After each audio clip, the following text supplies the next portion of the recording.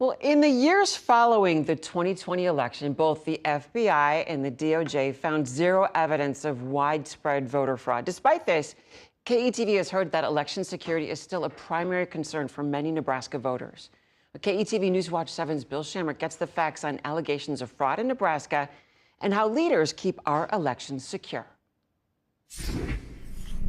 Nebraska's Secretary of State Bob Evnen has been debunking 2020 election fraud myths for years. And I think that the counties handled it very well. And even testified on Capitol Hill. Did an exemplary job of conducting an accurate and secure election. The Republicans' website includes a presentation, Fake versus Fact, setting the record straight on various complaints. Have you ever found voter fraud or malfeasance? We haven't found fraud or malfeasance, and what we're trying to do is to assure accuracy.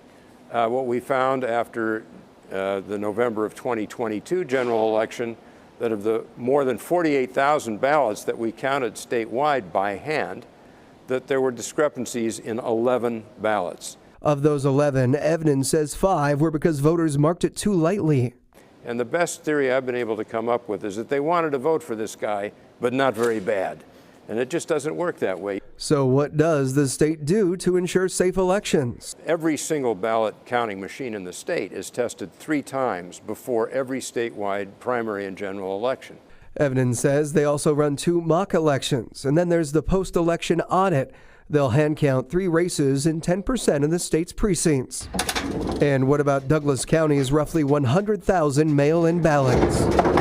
You have to have double authentication to get in here. KETV's Rob McCartney and Commissioner Brian Cruz walked you through the whole process earlier this year, including 2 people of different parties collecting ballots, sealed collection bags, and safes. Are for after the results are on them. And another common concern, hackers trying to digitally alter votes. The ballot counting machines, are they ever connected to the internet?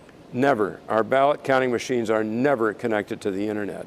The computers that compile the results from the ballot counting machines are never connected to the internet. Evnen says data transfers are done strictly by flash drives with military-grade encryption. But direct fraud and foreign interference are 2 different things. But the way that they're trying to impact our elections is not by fiddling with the counts.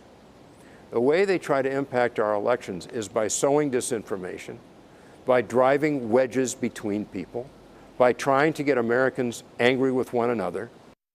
And Evnen says there's no doubt that disinformation campaign is happening across Nebraskans' social media feeds.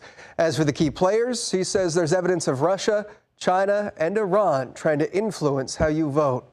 Helping you get the facts, I'm Bill Shamrock, KETV Newswatch 7.